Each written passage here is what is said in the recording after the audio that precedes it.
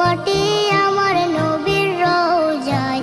তোমরা যদি যাও গো মদিনায়, তোমরা যদি যাও গো মদিনায়। ইয়া রাসূলুল্লাহ ইয়া হাবিবাল্লাহ, ইয়া রাসূলুল্লাহ ইয়া হাবিবাল্লাহ। মদিনা শরীফের মাঝে বেহেশতের বাগান আছে,